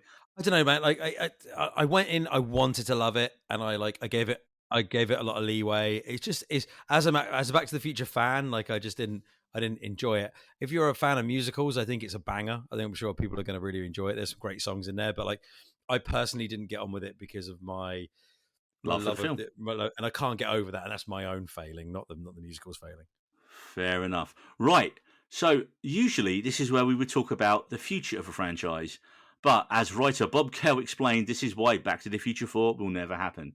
And he says, we told a complete story with a trilogy. If we went back and made another one, we'd have Michael J. Fox, who will be 60 next year. Bearing in mind this article was from 2020, so he's 64 now, and he has Parkinson's disease. Do we want to see Marty McFly at age 64 with Parkinson's disease?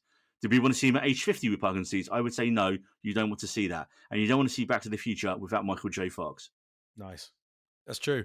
I mean, like that. I mean, I watched the Still documentary on Apple TV about Michael J. Fox and his Parkinson's, and like he's incredibly like candid about it, and he's like, you know what, maybe it made me reevaluate who I am as a person, and all this other like really fucking like important deep stuff that you can never ever take away from like someone like that. And like you know what, like he's been so incredible throughout his like Parkinson's diagnosis and like and contracting it and stuff. Like you don't want to take anything away from that. Like if people went back and tried to do a Back to the Future with a little cameo from him or something, I think it would cheapen everything that he's been through. And I think that Bob Gale and everybody involved in Back to the Future recognizes not only that Michael J. Fox deserves like a little bit of dignity like with his disease, but also that the story's done. You don't have to fuck around with it. Don't recast it. Don't dick it. Just let's have one movie that we don't fuck around with and ruin for the sake of money, which is really where it comes from. 100% agree. My next question after that then, Pim, was if you were forced at gunpoint and all your family were threatened with gangland drug style executions, how would you do a new Back to the Future story? I wouldn't. They would kill me, and my family would take those bullets as well because they know I'm important Back to the Future is to the world. Oh my god! I've got an answer. My answer is a story about somebody that creates a sequel to Back to the Future, and somebody has to go back in time and make sure that doesn't fucking happen. Meta. Oh wow! Like it. That's a Deadpool movie. Surely that's the story. Deadpool to the Future. That actually is the plot of Deadpool and Wolverine. We just ruined it for you, Ben. Don't laugh. What? There's a new Deadpool movie coming. All this time avoiding the trailers spoilers, and David's just ruined Deadpool for you. Great, Jose. Well, so one of the details I noticed between the second and the third movies is that, between the first and the second movie, they go either 30 years in the past or 30 years in the future. And so I thought, okay, at the soonest, if they made it and put it out in 2025 next year, it would be, if you go 30 years back, that would be to the mid 90s, which I think if you're going to do it, that's not a bad era to do it. Because I think once you hit the 2000s, it's just terrible era to do it. Terrible era. And because I think the 90s were still fairly analog. Technology was moving forward. But I think I think it would be interesting to see a young character go back to that decade and just kind of react to the same things that Marty did with the 50s. Now, who that character would be, I think think to be a grandchild. Did you hear how heavy Neil just sighed? Like that was fucking audible. Like, I mean, he was literally emulating what I was thinking, but like, oh my god, that was heavy. You got to keep that in. We are having to do this with threat of our kids and shit. Oh yes, being this is killed the here, only reason, because I'm a steadfast believer in this. We never, all ever happen. thoroughly agree. It's a perfect trilogy, and good fucking on Bob Gale and Zemeckis for saying that as long as they were alive, there will be no sequels and no reboots. I applaud it. I do have a question that's going to fuck up the timing of this though. If you had to recast Back to the Future, so Back to the Future wasn't a thing, right? And they were going to film it in 2025. Who would you cast in the lead roles of Doc and Marty McFly? Would you like to hear Marty's obvious, right? No. You're gonna say? I would say Tom Holland. Tom Holland is the obvious one in it. Yeah, 100%. He's British. It is the obvious one. Doesn't make a difference. Have he ever acted with a fucking like without an American accent in the huge movies he's done? Yeah. No, I know. And But I, so who'd you Doc's cast- a harder one. I don't know who you'd have as Doc. Sorry, isn't Michael J. Fox Yeah. Canadian? yeah, but it doesn't have an That's not accent. Yeah, British so though, he's- so like Jose's all right to get up in arms about it. In this position, I would put Jim Carrey as he is now as Doc Brown. Ooh, Bad. that's Not good. bad. That's good casting, man. Yeah. I'd use Christopher Lloyd as Doc Brown now, as he is now. That's also good. No. Who in their right mind would think of that casting? I was trying to, My idea was like, if you had to do it at gunpoint, you know, threat of death and all that stuff, and you actually wanted to live, unlike Ben, clearly, it would have to be Doc and Clara's grandkids by now, and probably Marty's grandkids, who would be the main characters, because they need to be teenagers at a time, right? You could switch it around, and I don't know, you could have like, I don't know, one of the new McFlys be the scientist, and Doc's grandkids could be the troublemakers or something like that. There's loads of ways you could play and switch it around. You can then send two of them back from the present day to, well, I'd say 1985, so you can pay homage to the timeline of the original film.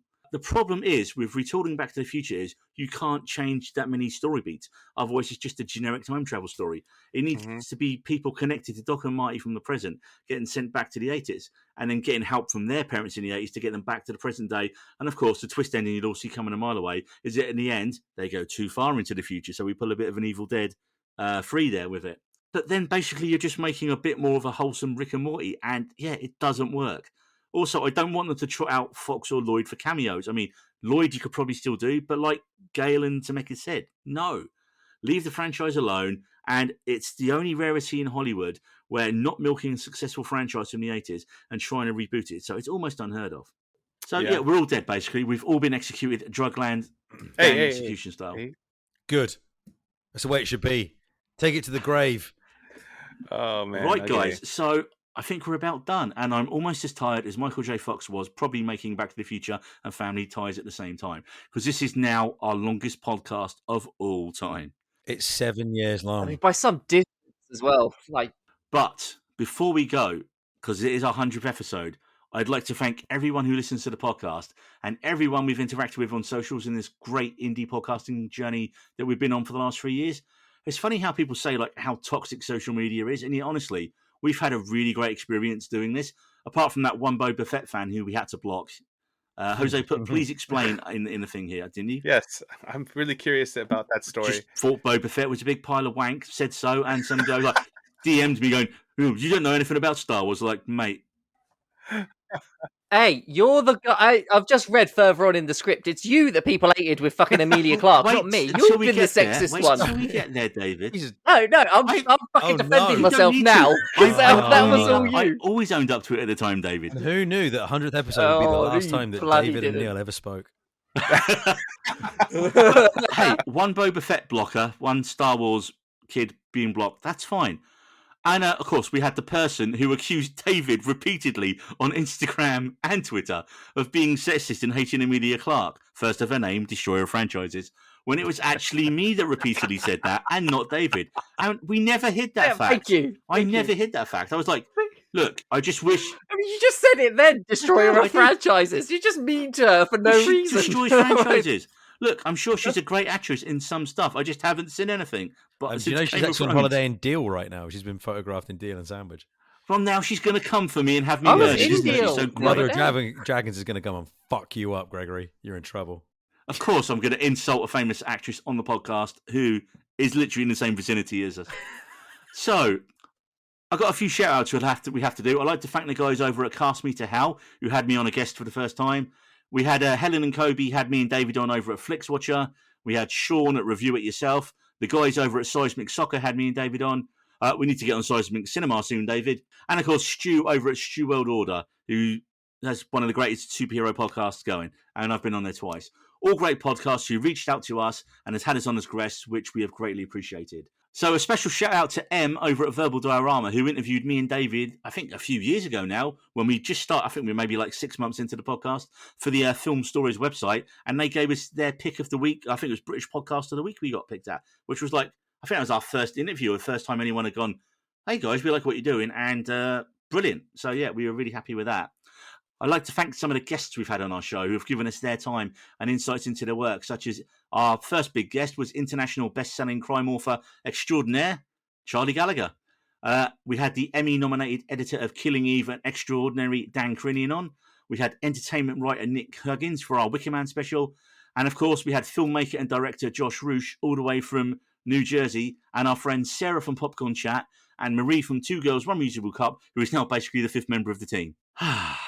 Is that everyone? That's everyone, yeah. Yay! I'm trying to clap loud. I'm trying to Thank clap you. quietly because it's late and people are in bed where I am. Oh, we'll clap extra loud for you. And guys, well, I'd like to thank you for all your work as well. Ben, for setting up our merch and using your industry connections to get us guests.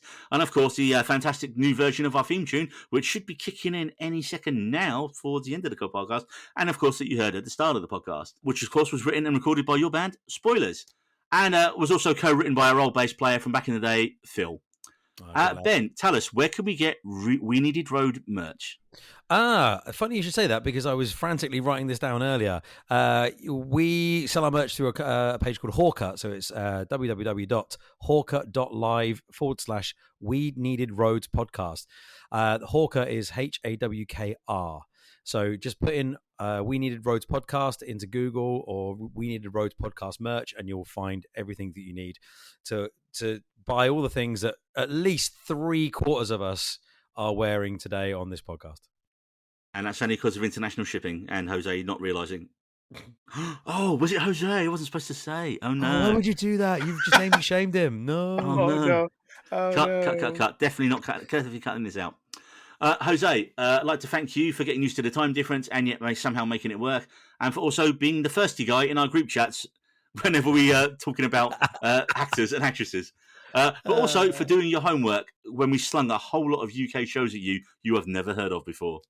Nice. I mean, UK shows are pretty funny. I love the dry humor, so it's well worth it.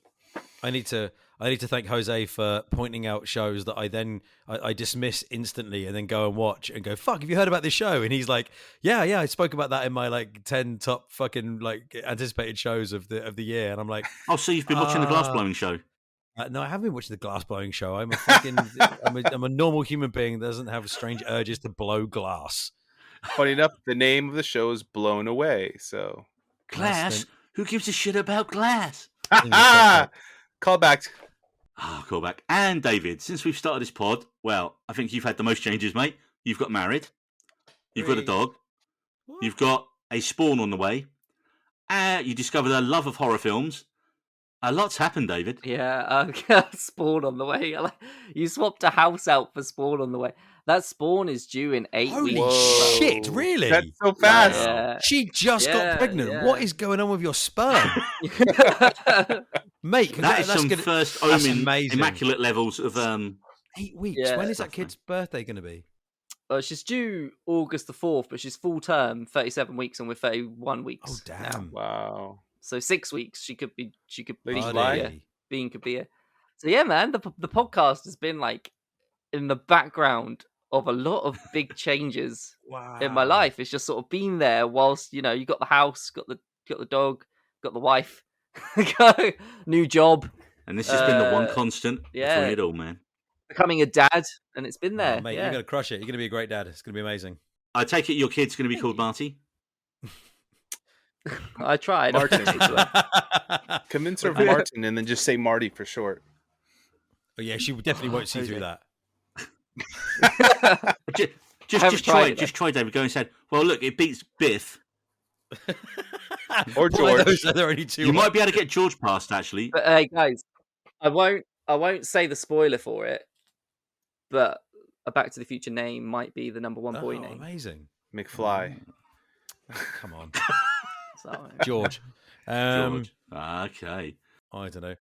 Neil, before you carry on, man, I personally would like to thank you for your diligence and hard work over these 100 episodes. We do often come into these episodes riding on the sheer amount of research that you are happily toiling away with in the background of actually having a successful career. We recognize how much effort you put into this. We thank you from the bottom of our hearts. It's an incredible job that you do. And, without your sort of drive and push, then, it's just us dragging the fuck along, behind your sort of leadership. So I personally am grateful that, for our friendship, but also for you bringing us into this podcast, bring me into this podcast specifically, and for allowing you to for me to exist in this ecosystem along with David and Jose, who are quite incredible human beings who I love chatting with and giving shit to and receiving shit from in the guise of entertainment. So thank you very, very much for everything you do. It doesn't go unnoticed. You're a gem.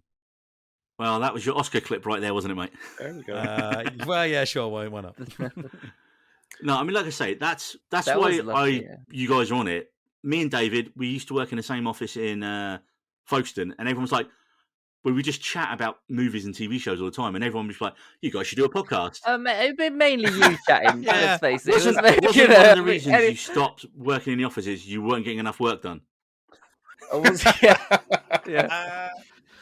And of course, Jose, we worked together twice on the Star and the Diamond. Yes. And that video of you punching me in the balls on my birthday, well, out of my face, will never be shared anywhere. oh, I mean, I'm surprised you even mentioned it, but yes, it'll never get leaked by accident. No, Jose, never. Just put it in the group chat. I'll make that shit a reality. It's gonna be amazing. What's funny is I did find the hard drive, and I have clips of that evening, and I shared one to Neil. Yeah, it's like I think it was like my 31st birthday or something, man. Yeah. Oh, damn, I mean, 1,000 granted, we were years ago. all out of our minds. We were all pissed drunk, but of course, Jose more than me on my birthday, because Jose is laying on the floor of the cabin just like a corpse. And Dude, I I was like, remember you in your fucking 20s. Your veins were 90% Jack Daniels. Don't make out like you used to drink a lot, dude. Like, don't make out like Jose. I think I may have drunk more on board, Ben. Oh wow, Yeah. that's something. being on ships, it was quite an adventure. I remember trying to pick Jose up off the floor and like grabbed his arm, pull him up, and then with his other hand, he just punched me in the balls. I so want to see this. It's just. I mean, God, we so didn't get much, video so of good. that, but the experience is definitely there. And actually, I did find a video that must have happened right after, because you come out of the room in the hallway and you're covering your crotch with your hand, trying not to get hit again. See, post-traumatic stress, man. I still to this day I have flashbacks. We needed Rose punching the crutch. So moving on to the final bit of the longest podcast ever in history of man or beast. Remember, if you like the podcast, then you can give us a 5-star review on your podcast platform of choice. Most of you seem to listen to us on Spotify or Apple Podcasts. And don't forget to follow and subscribe to us on those apps so that whenever we drop a new episode, it will automatically be there in whatever app you listen to. Much like U2's album, but much better than that U2 album that everyone fucking hated. You can follow us on all our socials. I run our Twitter as Elon. No one is calling it X yet. I'm fairly active on it, so give us a follow on there each week because we post the latest trailers. And each week I'll do our daily watch lists and let you know what shows we're recommending for you to watch that week. David, what do you do? I do Instagram every now and then, and I do Instagram on the stories as well. More on the stories every these now days, and man, then. aren't you? I do like the stories. So you get to do like polls and stuff. Polls are fun. And Jose, when are you setting up our TikTok? When you're not traveling around the States taking pictures of models all the time and basically using the pod to tout for business as a world-renowned photographer, are you sure you're not a spy? I am no spy. I do not know of what you speak. This is exactly what a spy would say. Yes, and if I could set up a TikTok meeting, I would be within the vicinity of you gentlemen. I thought you were going to ask me about my Instagram. It's like my Instagram's at Jose Lopez Photos. That's what I do. I'm plugging it because I literally just said that's what you do. Yeah. Yeah. If you're anywhere in the world and you need world-class photos taken, hit up Jose because you can fly him there. Yes. And he will take badass pictures. I was actually about to say that. And Mac actually do some in Miami next February for a band. And Ben, well, Ben doesn't do socials, but he does travel internationally a lot, and therefore I believe he is a spy, if Ben is even his real name. If you want to hit me up via the internet, you can hit us up at our Gmail account, which is weneededroads@gmail.com. Okay, so that is 100 episode, guys. I mean, this episode felt like about 10 episodes rolled into one. So what do we have coming up next? Well, I can let you know right now. We have our first actor interview coming up from a show we all watch on Disney Plus, and it is an extraordinary interview. And it is done, and it is in the bag, and we just need to record our part of the podcast now. And as always, there is a metric shit ton of stuff out there, so watch, and hopefully we can steer you to the good stuff and away from the shit stuff. See you next time, folks. Bye. Cheers, mates. We Needed Roads.